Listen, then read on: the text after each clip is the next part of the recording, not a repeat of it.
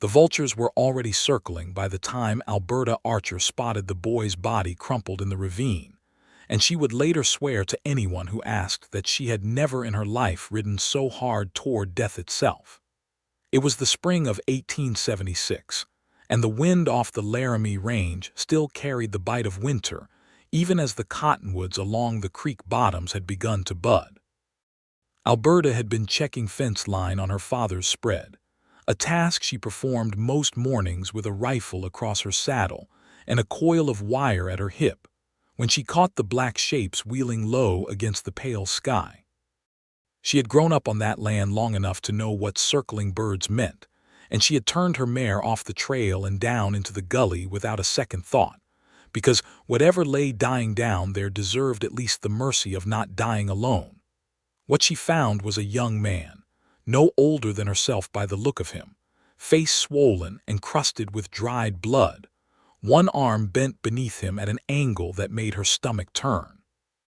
His shirt had been torn from his back in the beating, and the bruises across his ribs had already gone the deep purple of a plum left too long on the vine. She thought at first he was dead, and she nearly turned away out of respect for what remained of him, but then his chest rose, shallow and ragged, and a small sound escaped his cracked lips. She was down off her horse before she knew she had moved, kneeling in the dust beside him, pressing two fingers to the pulse at his throat. "Can you hear me?" she said, and her voice came out steadier than she felt. "Mister, if you can hear me, you hold on. You hear. You just hold on." His eyes, when they finally opened to slits, were the color of creek water in October, a gray-green that seemed too tired for a man so young. He looked at her as though she were something conjured out of a fevered dream, and his lips moved without sound, and then he passed out again before she could make sense of whatever he had tried to say. Alberta Archer was 19 years old that spring, and she had buried her mother 2 winters before and had learned, in the manner of women raised on hard land, that grief did not excuse a person from work. She had learned to shoot a rifle before she had learned to read a full sentence, had learned to deliver a full breech, first with her own 2 hands, had learned that the Wyoming Territory did not forgive weakness in man or woman.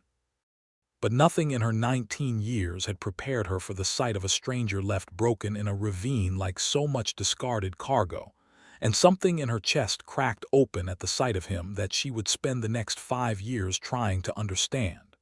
She could not lift him alone, not with that arm the way it was, so she did the only thing she could think to do. She rode, hard and fast, back toward the ranch house, her mare's hooves throwing up clods of half-frozen earth, and she did not stop shouting for her father until she was within sight of the barn. Walter Archer was a broad, silver-bearded man who had come west from Ohio in 1859 with nothing but a wagon and a young wife, and he had buried that wife on this land and raised his daughter alone since. And if there was one thing he had taught Alberta above all others, it was that a person who turned away from suffering when they had the means to ease it was no person worth being. He did not ask many questions when Alberta came thundering into the yard hollering about a dying man in the gully. He simply hitched the wagon, took his hired man Samuel with him, and rode. They found the young stranger exactly as Alberta had left him, and it took the 3 of them working together, careful as midwives, to lift him onto a bed of blankets in the wagon bed, without doing further harm to that shattered arm.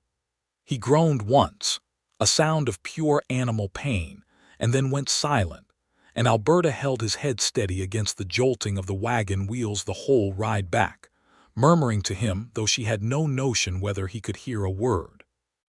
They laid him in the small room off the kitchen that had once belonged to Alberta's grandmother, and Walter rode for the doctor in Laramie, while Alberta boiled water and tore clean linen into strips, and did what she could to clean the wounds before the doctor arrived. She did not know his name. She did not know what had happened to him, whether he had fallen from a horse or been thrown from a train or set upon by robbers on the road. She knew only that his breathing was shallow and his skin was cold, and that she was not, under any circumstances, going to let him die in her grandmother's bed while she still had strength in her own 2 hands to prevent it. The doctor, an old and weathered man named Ezra Fenn who had tended half the broken bones and gunshot wounds in that corner of the territory, set the arm and stitched the worst of the cuts and shook his head over the bruised ribs and the swelling along the young man's skull. "Someone worked him over good," Dr. Fenn said, wiping his hands on a rag gone pink with blood. "This wasn't a horse throwing him, Walter. This was men. More than one by the look of the bruising. And they meant for him to die out there." "Will he live?" Alberta asked, standing in the doorway with her arms crossed tight over her chest as though she could hold herself together by force alone. The doctor considered the young man's face for a long moment. "That," he said, "is going to depend a good deal on how strong his want-to is. I've done what I can for his body. The rest of it is up to him." Alberta decided in that moment that she would give him every reason in the world to want to live. She sat with him through that first night, and the night after, changing the cold cloths on his brow when the fever came, holding a spoon of broth to his lips when his eyes fluttered open enough to swallow. He drifted in and out of consciousness for the better part of 4 days, and in his fever he spoke names she did not recognize, and once he wept in his sleep, a broken, wordless sound that made her own eyes sting with tears she did not fully understand. On the 5th day his eyes opened and stayed open, and this time when he looked at her, there was something clear and present behind the gray-green of his gaze. "Where?" he managed, his voice a dry rasp. "Where am I?" "You're on the Archer ranch," Alberta said, leaning forward, relief loosening something tight in her chest. "Near Laramie. I found you in the ravine off Willow Creek. You've been asleep near 5 days. He tried to sit up and immediately regretted it, a sharp hiss of pain escaping through his teeth. Alberta put a hand on his good shoulder, gentle but firm. "You stay still," she said. "Your arm's broken and your ribs are cracked and you've got a knot on your head the size of a goose egg. You've earned a rest." He stared at her for a long moment and something in his face crumpled, though he fought against it with everything he had. "I should be dead," he said quietly. "They meant for me to be dead." "Who did?" He did not answer, not that day, and Alberta did not press him. But she sat beside his bed with a bowl of broth and a clean cloth, and she told him her name, and after a long silence he told her his. "Chester," he said. "Chester Hartwell." "Well, Chester Hartwell," Alberta said, and she found herself smiling despite the gravity of everything. "You are going to eat this broth if I have to spoon it into you myself, because a man cannot heal on empty air." He almost smiled back. It was the barest ghost of an expression, but she saw it, and she held on to the sight of it like a woman holding a lit match against a hard wind. The weeks that followed were slow and careful, the kind of slowness that Alberta had not known she craved until she was living inside of it. Chester's ribs healed enough that he could sit upright without wincing, and then walk a few steps with her arm beneath his.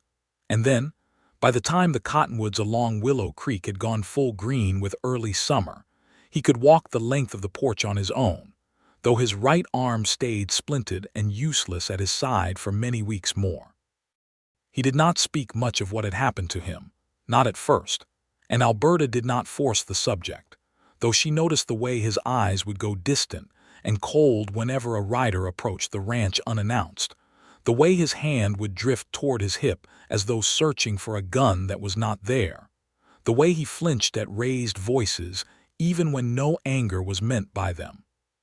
She had tended enough wounded animals in her life to know that some hurts went deeper than the skin, and she treated him with the same patient, unhurried care she gave a spooked colt, letting him come to trust her in his own time rather than forcing the issue. It was Walter Archer who first coaxed the fuller story out of him. One evening in early July, when the three of them sat on the porch after supper watching the sky burn orange and violet over the western ridges. Chester had grown stronger by then, strong enough to help with light chores around the barn, and Walter had taken a liking to him in the plain, unspoken way of men who valued a hard day's work over a lot of talk. "You going to tell us how you ended up half dead in that gully?" Walter said, not as a question so much as a statement of patience finally spent. Or are you going to make my daughter keep wondering about it until it eats her alive?" Chester was quiet for a long moment, turning his hat in his hands. When he finally spoke, his voice was low and careful, as though each word cost him something. "I was raised up by a gang of men," he said. "Not raised proper, you understand. Raised the way a stray dog gets raised, on scraps and hard lessons. My folks died of the fever when I was 10 years old back in '67, out near the Nebraska line. I had no other kin that I knew of. A man named Silas Blackwood found me wandering half-starved along the wagon road, and he took me in. Fed me. Taught me to ride, to shoot, to read some even, though he weren't much for letters himself. I thought of him as close to a father as I was ever going to get." "Blackwood," Walter said slowly, and something shifted in his expression, a recognition that made Alberta's stomach tighten with unease. "The Blackwood gang. I've heard that name." "Most everyone this side of the Missouri has," Chester said, and there was no pride in the admission, only a weary sort of shame. "We robbed trains, stagecoaches sometimes, though Silas didn't favor that on account of the passengers. Mostly it was the Union Pacific line. I was young when I started riding with them proper, maybe 15, 16. I told myself it was the only family I had, and I suppose that was true. There was Silas, and his woman Dell, who cooked for the lot of us and stitched our wounds better than most doctors, and old Amos Duke, who used to read scripture to us of an evening even though not a one of us deserved it, and Big Jim Calloway, who could make you laugh till your ribs hurt even in the worst of times. It was a hard life, but it was the only one I had, and for a good long while it felt like enough." "What changed?" Alberta asked softly. Chester's jaw tightened.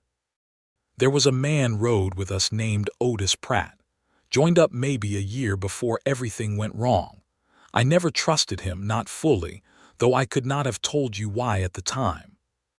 We hit a Union Pacific payroll run outside of Cheyenne in the spring of '76, and it went bad. A guard was killed, which Silas never allowed if it could be helped, and within a week there were Pinkerton men crawling all over the territory asking questions in every saloon and depot from Laramie to Rock Springs. Somebody had talked.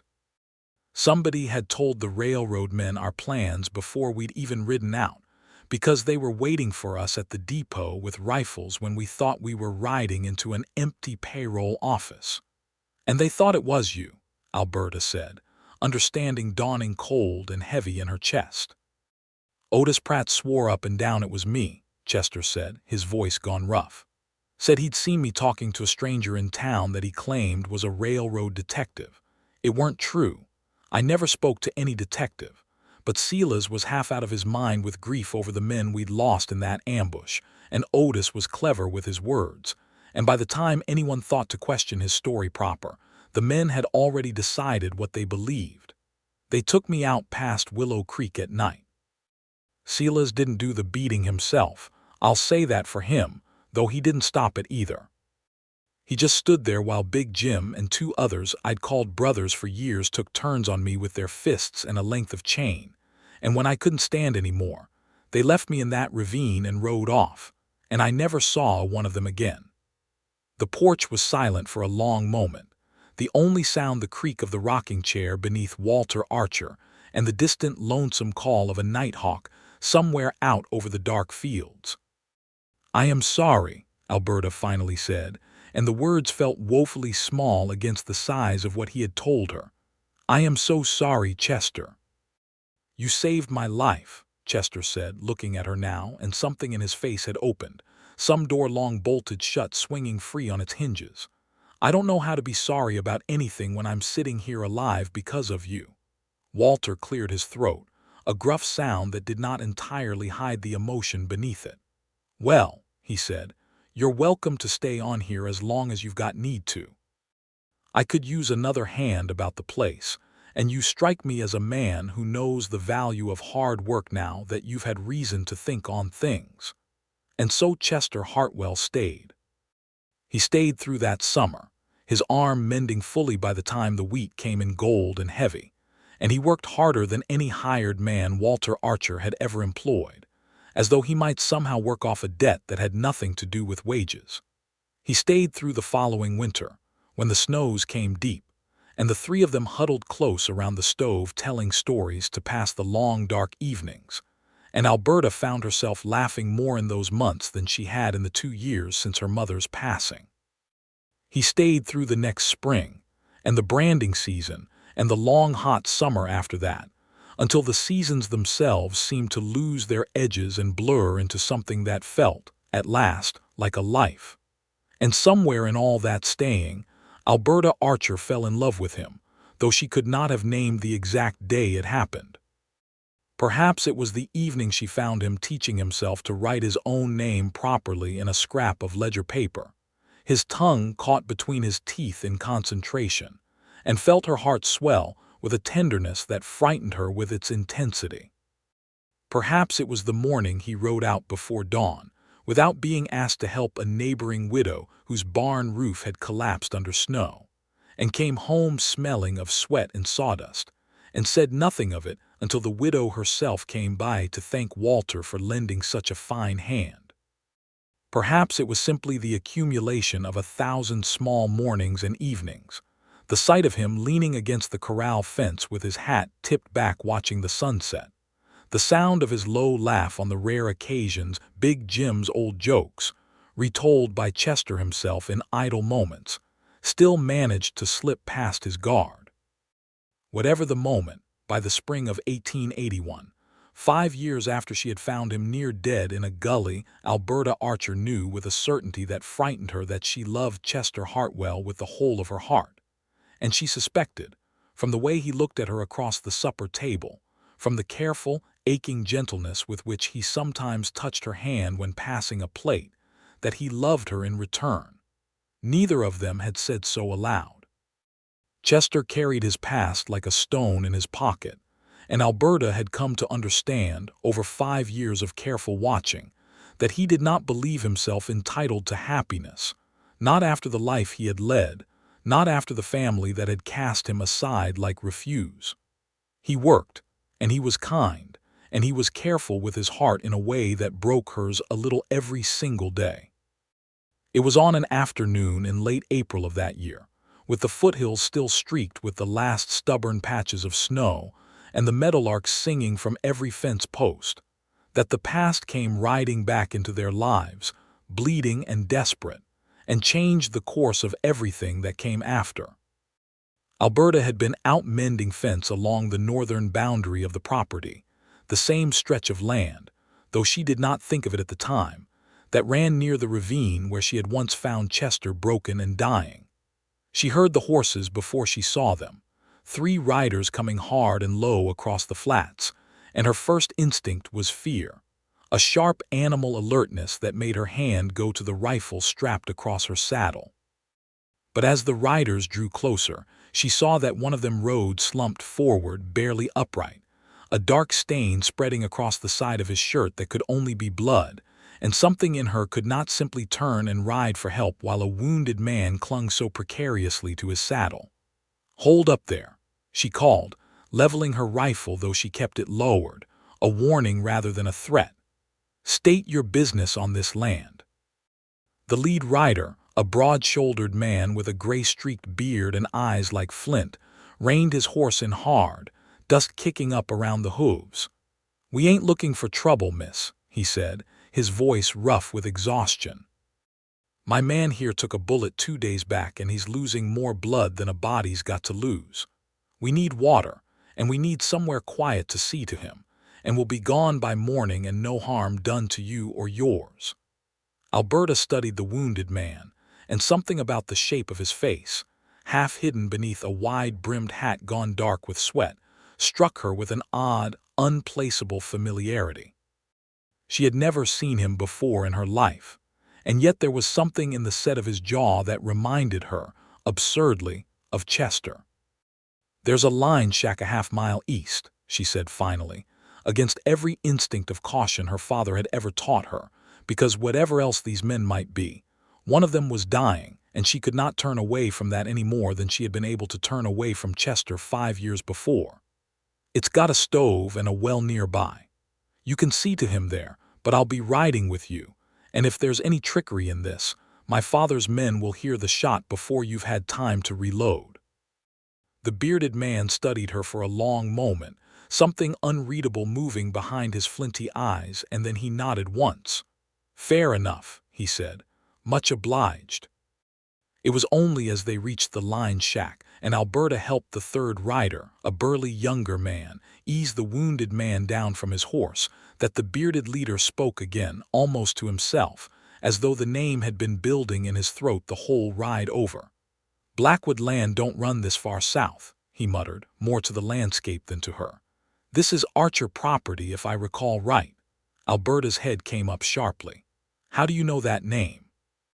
The bearded man's eyes met hers, and something like recognition, or perhaps dread, moved across his weathered face.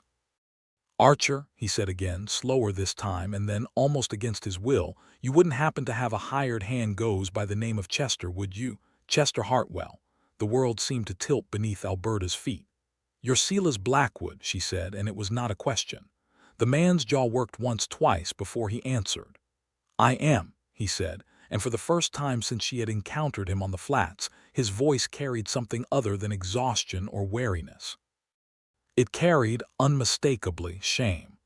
"And I expect you know the sort of history I've got with that boy, given the way you're looking at me right now, like you'd as soon shoot me as look at me."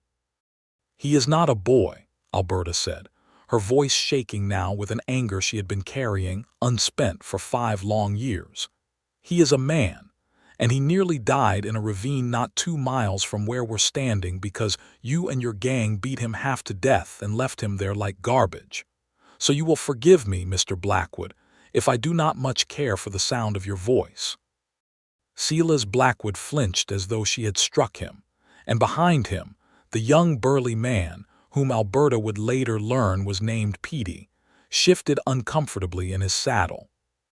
The wounded man on the ground groaned, and whatever reckoning was owed between Alberta Archer and Silas Blackwood would have to wait, because there was blood soaking through the makeshift bandage at his side, and no amount of old guilt was going to stop it. "We'll talk," Silas said grimly, dismounting to help with the wounded man. "But right now I need your help, or Big Jim Calloway is going to die on this floor, and I have already got enough dead men riding with me in my memory to last the rest of my days."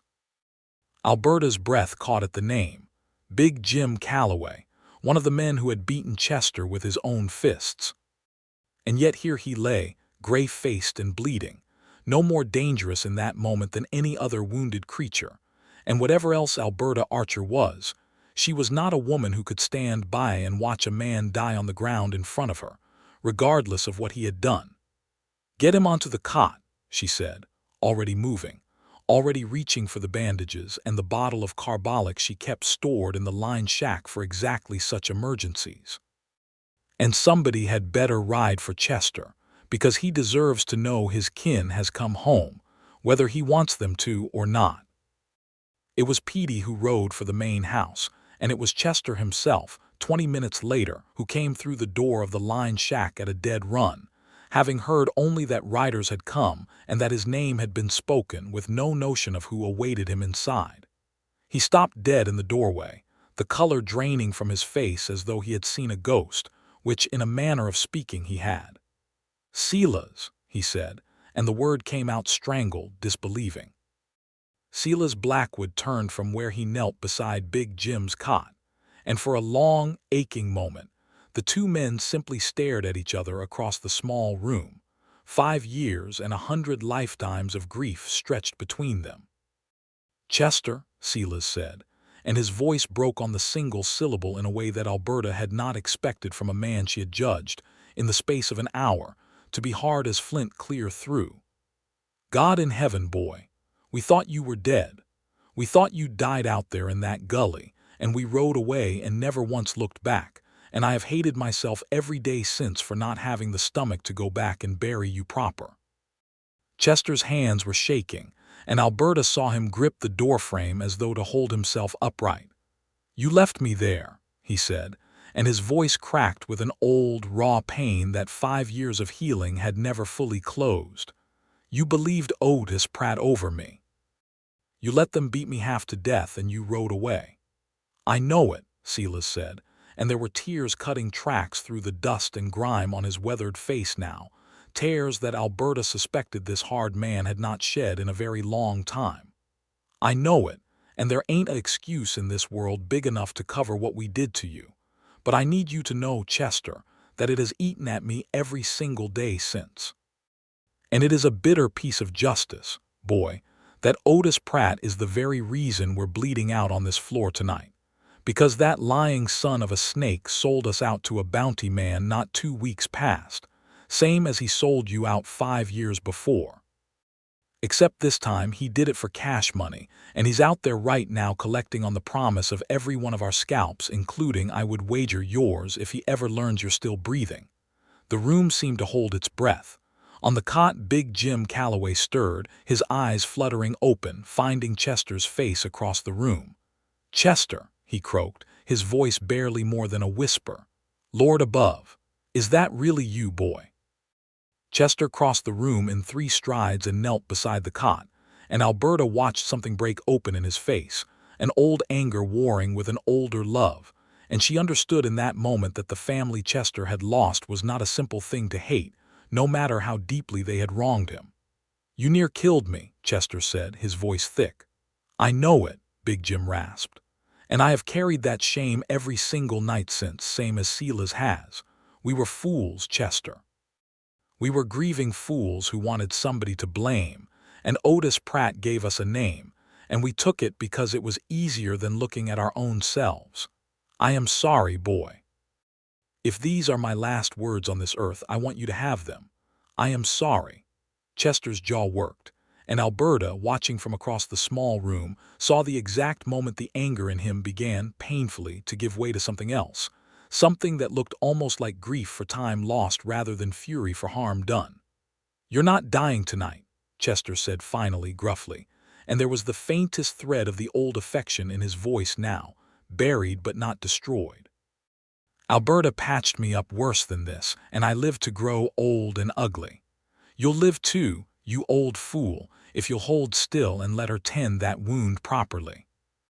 It took the better part of that night for Alberta to clean and stitch the bullet wound in Big Jim Calloway's side, a task made no easier by the man's constant, pained attempts at humor, even as sweat beaded across his gray face. And it took the better part of the following week for the full truth of Otis Pratt's betrayal to come clear, told in pieces by Silas Blackwood and Petey, and once he was strong enough to sit up and talk, Big Jim himself, while Chester listened with an expression that shifted. Hour by hour, from wariness to something that Alberta could only describe as cautious, wondering hope. The truth, when it finally emerged whole, was this. Otis Pratt had never truly been loyal to the Blackwood gang, not from the very start. He had ridden with them for the coin and the thrill of it, and when the railroad's Pinkerton detectives had come sniffing around Cheyenne 5 years before, he had sold information to save his own skin, and had pinned the blame on Chester because Chester, young and quiet, and knew enough to the gang that his loyalty could be questioned, made an easy scapegoat. Otis had continued riding with the gang for years after, all the while cultivating a secret arrangement with a network of bounty men and railroad agents, feeding them information in exchange for money and the promise of eventual immunity, until 2 weeks before, he had finally sold out the entire gang's location to a bounty hunter named Cyrus Vane, a man with a fearsome reputation for collecting on wanted men dead rather than alive, since dead men required no lengthy and expensive trials. The ambush had come at dawn outside a hideout in the Medicine Bow foothills, and it was only through Silas Blackwood's hard-won instincts and a healthy dose of luck that any of them had escaped alive. 2 men had died in that ambush, men Chester had once called brothers, and Big Jim had taken a bullet in the getaway, and Otis Pratt himself had vanished, presumably to collect whatever reward Cyrus Vane had promised him for his treachery. "He is out there right now," Silas said grimly, one evening on the Archer porch as the gang, now reduced to himself, Big Jim, Petey, old Amos Duke, and a taciturn woman named Dell who cooked for them and stitched wounds nearly as well as Alberta herself, sat in a loose circle with Walter and Alberta and Chester, collecting his blood money and no doubt telling Cyrus Vane every last detail of where we might run to next. And I would not put it past that man, once he learns Chester is alive and might someday speak the truth of what happened 5 years back, to want him silenced too, seeing as Chester is the one witness left who could tell a judge exactly how deep Otis Pratt's treachery runs. Chester's face had gone hard at that, and Alberta, sitting close beside him on the porch step, felt his hand find hers in the darkness and grip it tight. "Then we do not run," Chester said. "Not this time. I spent 5 years running from what happened to me, Silas, hiding it away like a shameful secret, and I am done running. If Otis Pratt wants to finish what he started, let him come and try." "That is a fine sentiment, boy," Amos Duke said, his voice creaking with age but steady as ever. "But sentiment does not stop a bullet. Cyrus Vane is no fool, and he does not ride alone. If he comes for us here, he will bring men enough to make it a fight, and there is a young lady sitting beside you, and a good man who has given us shelter, who did not sign up for that kind of danger." "This is my land," Walter Archer said, and his voice carried the flat, immovable certainty of a man who had defended that land against wolves, against blizzards, against every hardship the territory could throw at him for over 20 years. "And I will not be run off it by any bounty man or outlaw living. If trouble is coming, then we had best be ready to meet it together, because that is the only way I have ever known trouble to be properly met." Alberta looked at her father with a swell of pride and fear tangled together in her chest, and then she looked at Chester, whose hand had not loosened its grip on hers, and she understood, with a clarity that settled deep into her bones, that whatever was coming they would face it as one, and that the family gathered on that porch, however strange and unlikely its assembly, had become, in the space of a single week, something worth protecting with everything she had. It took Cyrus Vane 11 days to find them. He came not in the dead of night, as Silas had feared, but in the harsh, clear light of a spring morning, riding at the head of 6 armed men, with Otis Pratt beside him wearing a deputy's badge that he had, by all accounts, purchased or coerced from some corrupt territorial official eager to be rid of the whole tangled business. They rode up the main road to the Archer ranch as bold as brass, and Alberta, out feeding the chickens, saw the dust of their approach and felt her blood turn cold. "Chester," she called, dropping the feed bucket and running for the house. "Chester, riders coming, and I do not like the look of them." The next several minutes passed in a blur of frantic, practiced motion. Walter Archer took up position at an upstairs window with his old buffalo rifle, a weapon that could drop a man at 400 yards in the right hands, and his hands, despite his years, had lost none of their steadiness. Silas Blackwood and Petey took the barn, using the thick timber walls for cover, while Amos Duke, too old now for a fast draw but sharp-eyed as ever, positioned himself at the corral fence with a shotgun and a face of grim resolve. Big Jim Calloway, still weak from his wound but stubbornly upright, took a spot near the well with a rifle borrowed from Walter's own collection. Chester and Alberta stood together on the porch, and in the last moment before the riders drew within earshot, Chester turned to her, his face pale but resolute. "I want you inside," he said. "Alberta, please. I cannot fight with a clear head if I am worried after you. I have been shooting a rifle since before I could properly spell my own name," Alberta said, and there was no room for argument in her tone.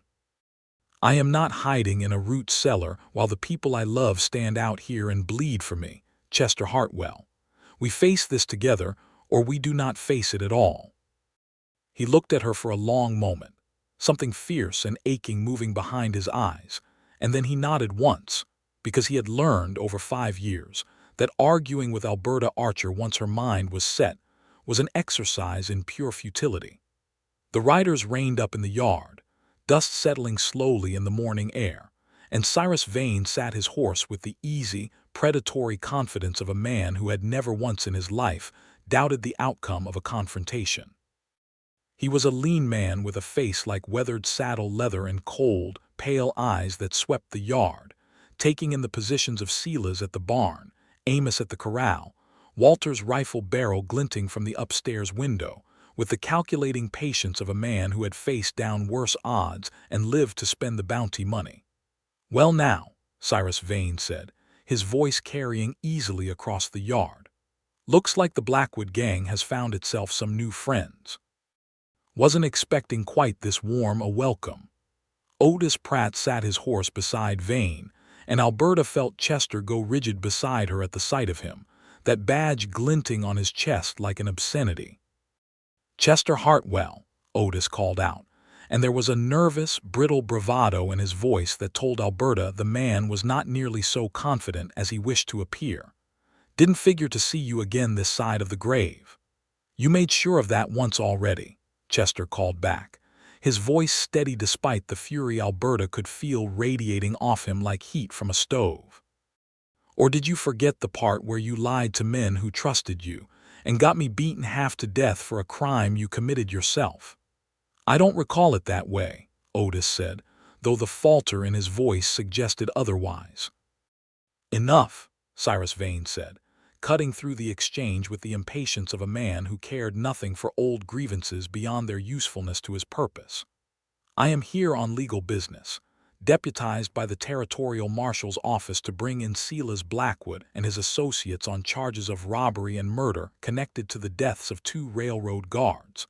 I will take them alive if they come peaceable, and dead if they do not, and it makes no difference to me nor to the bounty which way it falls out. As for you, Hartwell, you are welcome to step aside and let justice take its course, or you are welcome to stand with known outlaws and be treated as one yourself. Your choice." "There is no justice in what you are proposing," Walter Archer's voice boomed down from the upstairs window, "seeing as the man standing beside you wearing that badge is the very same one who sold out these men's location to you for cash money, after selling out an innocent boy 5 years before that. If anyone here ought to be standing trial, Mr. Vane, it is Otis Pratt, and I would think a man in your line of work might care about that distinction, unless the money has blinded you to it entirely." Something flickered across Cyrus Vane's weathered face, the barest hint of doubt, and Alberta understood in that instant that Walter had found the one crack in the bounty hunter's armor. A man like Vane, for all his ruthlessness, made his living on the legitimacy of his warrants and the reputation of his word, and an accusation of harboring a known traitor and liar within his own ranks was not something he could simply ignore. "That true, Pratt?" Vane said, not taking his eyes off the yard, but his voice had gone flat and dangerous in a new direction. "Don't you listen to these outlaws," Otis said, too quickly, his hand drifting toward his revolver. "They'll say anything to save their own necks." "I have no reason to lie," Chester said, stepping forward off the porch despite Alberta's sharp intake of breath, his voice ringing clear across the yard. "I have carried the scars of what that man did to me for 5 years, Mr. Vane. I was 19 years old and I trusted the men who raised me, and Otis Pratt took that trust and turned it into a beating that should have killed me. If you want proof, look at the ravine 2 miles north of here where they left me, and ask yourself why a man who claims innocence now was so willing to let another take the blame for his own crimes back then, same as he is willing to let all these men hang for a betrayal he orchestrated for his own profit." The yard had gone deathly silent, the only sound the restless shifting of horses and the distant call of a hawk circling somewhere high overhead. Cyrus Vane studied Chester for a long, considering moment, and then his cold eyes shifted to Otis Pratt, whose face had gone pale and slick with sweat despite the cool morning air. "I do not take kindly to being made a fool of," Vane said quietly, and there was a new and terrible edge in his voice now, one aimed no longer at the ranch house but at the man riding beside him. "I have built my whole reputation on collecting what is owed, fair and square, on warrants that mean something. If I bring in this gang on the word of a liar and a turncoat, and that comes out later in some courtroom, my name is worth nothing from here to the Pacific." "Cyrus, now hold on," Otis said, his voice climbing toward panic. "You cannot believe a word these people say. They are desperate. They will say anything." "Draw your gun and finish this the honest way," Cyrus Vane said, cutting him off, and his own hand moved with terrifying speed toward his holster, and in the space of a single frantic heartbeat, the whole yard erupted into motion. Otis Pratt, seeing the turn against him, panicked and fired first, not at Vane but wildly toward the porch, toward Chester, and Alberta screamed his name and threw herself against him even as the shot cracked out across the yard, the bullet splintering the porch railing a foot to their left. What followed was a chaos of gunfire and shouting, Walter's buffalo rifle roaring from the upstairs window and taking the hat clean off one of Vane's hired men, Sela's and Petey returning fire from the cover of the barn, Amos Duke's shotgun booming from the corral fence. And in the middle of it all, Cyrus Vane, true to the cold, transactional nature that had made him feared across 3 territories, put a single well-placed shot through Otis Pratt's shoulder, sending him tumbling from his horse into the dust, because a bounty hunter who valued his reputation above all else could not abide a man who had made a fool of him in front of witnesses. The exchange lasted less than 2 minutes, though it felt to Alberta like an eternity stretched thin. When it was over, 2 of Vane's hired men lay wounded in the yard. Petey had taken a graze along his forearm that Dell was already binding with practiced efficiency, and Otis Pratt lay curled in the dust, moaning and clutching his shoulder, disarmed and utterly defeated. Cyrus Vane himself sat his horse in the center of the yard, smoke curling from the barrel of his revolver, surveying the wreckage with the flat, unbothered expression of a man for whom violence was simply a tool of business, no more emotionally significant than a hammer or a plow. "Seems," Vane said finally into the ringing silence, "that I have been played for a fool by a man wearing a badge I gave him myself. That does not sit well with me, and it is going to cost him considerably more than a bullet in the shoulder once we reach the territorial marshal's office in Laramie, where I intend to lay out the full truth of his betrayals, going back 5 years, for any judge who cares to listen. And the rest of us." Silas Blackwood called from the barn door, his rifle still trained on Vane, though something in his posture had shifted from desperate defense toward cautious hope. Vane considered this for a long moment, his cold eyes moving across the yard, taking in Chester standing protectively in front of Alberta, Walter's rifle still steady at the upstairs window, the whole tableau of a family, however strange its composition, willing to bleed for one another. "I will be honest with you, Blackwood," Vane said at last. "There is not enough profit left in hunting down a gang of aging outlaws who have not robbed a train in 5 years, especially not when the man who sent me after you has just revealed himself to be a liar and a coward who sold out his own for coin. I have my reputation to think of, and my reputation is not served by hauling in tired old men on the word of a snake like Otis Pratt. I will take him in, and I will collect what bounty is owed on his crimes, which I suspect, once the full truth comes out, will be considerable. As for the rest of you, I did not see anyone here today. I rode out for 1 man, and I am bringing back 1 man, and what happens after that is a matter for the territorial courts, not for me." It was, Alberta understood, as close to mercy as a man like Cyrus Vane was ever likely to offer, a mercy born not of kindness but of cold practicality, and she watched Silas Blackwood lower his rifle with an expression of stunned, disbelieving relief. They bound Otis Pratt's wounds enough to keep him from bleeding to death on the ride to Laramie, and Cyrus Vane and his remaining men departed within the hour, taking the traitor with them, his moans of protest fading into the distance until the ranch yard fell silent once more, littered with spent shells and the debris of a battle that, against every likelihood, had ended without a single death among the people Alberta had come to love. That evening, as the sun sank low and golden over the western ridges, the whole strange, Mendied family gathered around a long table set up in the yard, Dell and Alberta working together over a supper of stew and fresh bread. Walter breaking out a bottle of good whiskey he had been saving for an occasion he could not have predicted.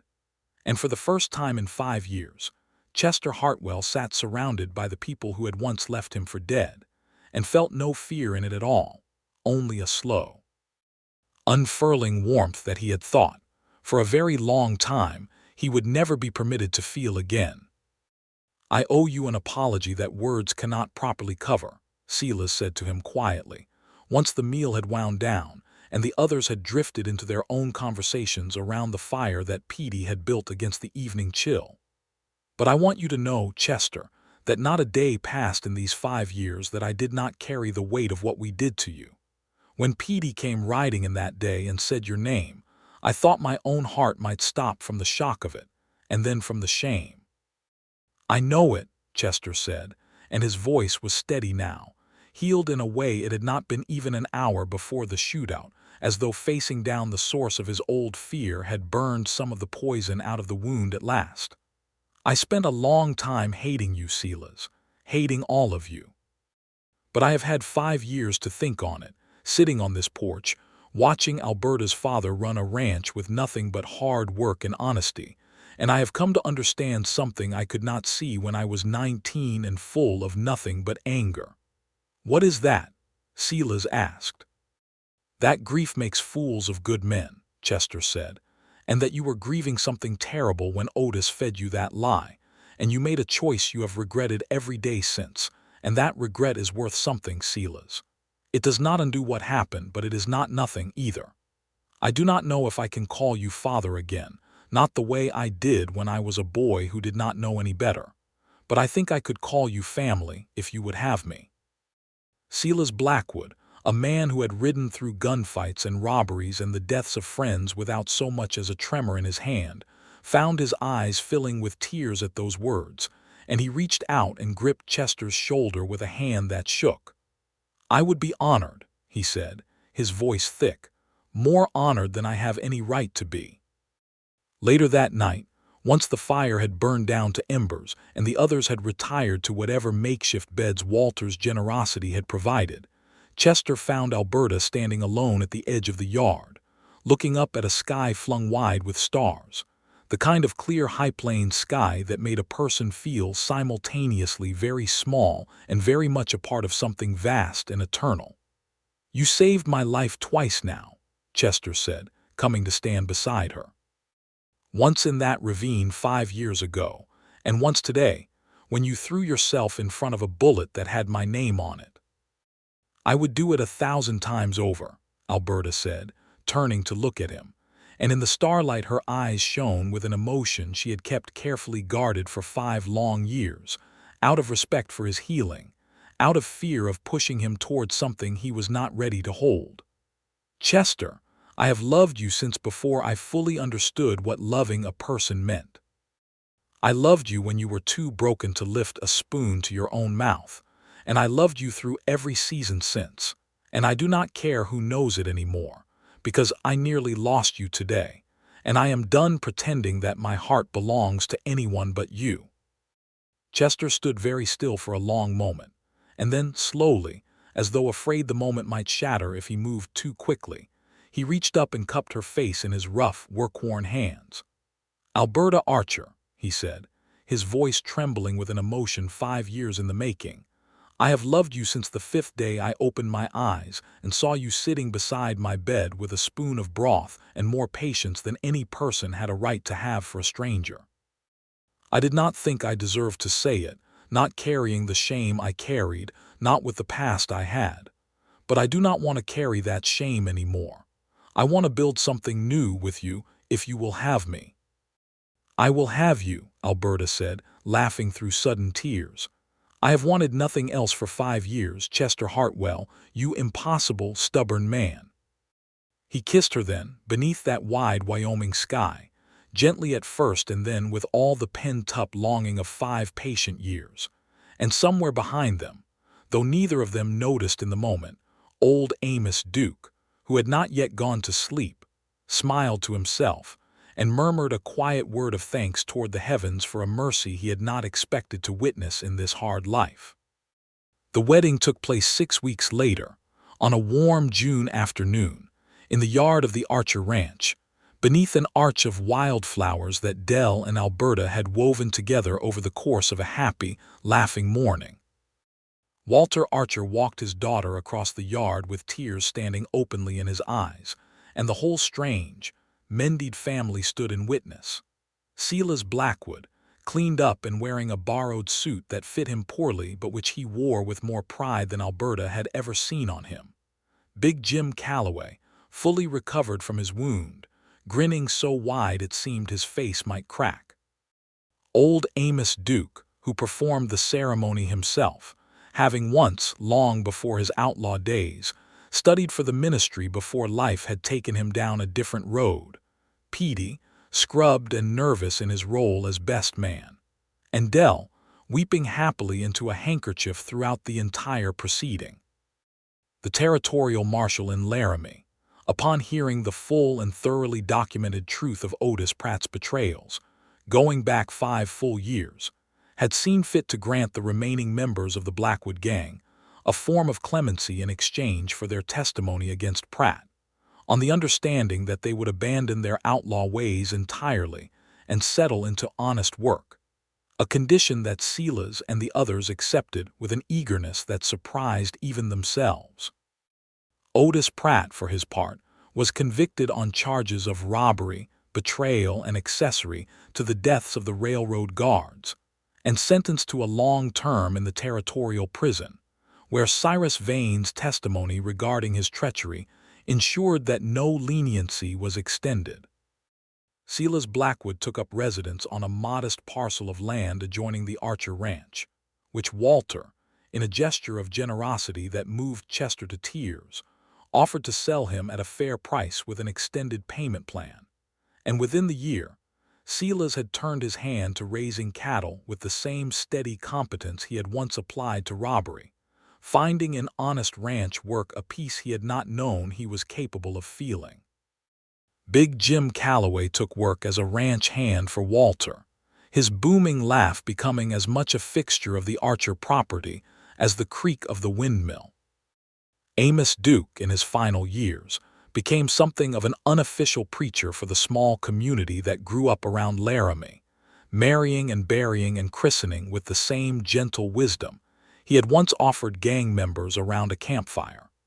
Petey married a young woman from town within 2 years and settled into farming with an enthusiasm that surprised everyone who had known him as a restless outlaw's apprentice. Dell continued cooking for anyone within reach who was hungry, and her kitchen became, over the years, something of a gathering place for the whole extended, unlikely family that had assembled itself out of tragedy and grace. As for Chester Hartwell and Alberta Archer, they built their life together on that same land where she had first found him broken and dying, in a house they raised with their own hands over the course of that first married year, timber by timber, with the help of Walter and Silas and Big Jim, and every other member of that strange, beloved family. Chester never fully lost the shadow of what had happened to him, the flinch at raised voices, the careful watchfulness that had become part of who he was, but he learned, year by year, to let it soften, to trust in the permanence of the love that surrounded him, until the shadow became simply a part of his story rather than the whole of it. Their first child, a son they named Walter after Alberta's father, was born in the spring of 1883, arriving squalling and furious into the world in the same bedroom where Alberta had once nursed Chester back to life, and Walter Archer wept openly at the sight of his grandson, declaring that he had never in his life felt so old and so young at once. 2 years later, a daughter followed, whom they named Delphine after Dell, who cried for a full hour upon hearing the news and thereafter considered the girl to be as much her own grandchild as anyone's. A third child, another son they named Silas, came in 1888, and by then the ranch had grown into a thriving concern, cattle and horses grazing across land that stretched from the Archer property clear to the edge of what had once been Blackwood territory, worked by a family that had been forged not entirely by blood, but by something Chester had come to believe was even stronger. The choice, made and remade every single day, to love and be loved in return, despite every reason the past might offer for despair. On quiet evenings, when the work was done and the children were asleep, and the whole wide Wyoming sky stretched dark and glittering overhead, Chester and Alberta often sat together on the porch of the house they had built, much as they had once sat on her father's porch in the earliest days of his recovery, and Chester would sometimes tell her, in a voice gone soft with wonder, that he had spent so many years believing himself a man with no family, a man abandoned and unworthy of belonging anywhere, only to find in the end that he had two families instead of none, the one Alberta and her father had given him out of pure, unearned kindness, and the one that had once left him for dead, but had found its way back to him, wiser and humbled and ready at last to love him the way he had always deserved to be loved. "I used to think," he told her one such evening, their youngest child asleep against his chest, the fire of a late summer sunset burning low over the ridges, "that a person only gets one chance at family, and if that chance breaks, there is nothing left to build on. But you taught me different, Alberta. You taught me that family is not something you are simply given. It is something you choose over and over every single day, and that a broken thing, tended with enough patience and enough love, can heal stronger than it ever was before." "That," Alberta said, leaning her head against his shoulder, watching the stars begin to emerge one by one over the land they had built together, "is the truest thing you have ever said to me, Chester Hartwell, and I intend to keep choosing you every single day for as long as we both shall live." And beneath that same wide Wyoming sky where he had once been left broken and forsaken, where he had been found and healed and finally, fully loved, Chester Hartwell knew, with a certainty as deep and steady as the land itself, that he had found not just a wife, not just a family, but a home, and that whatever hardships the years still had in store for them, they would face every single one together, bound not by the tragedy that had once torn his life apart, but by the extraordinary, unlikely grace that had put it back together again.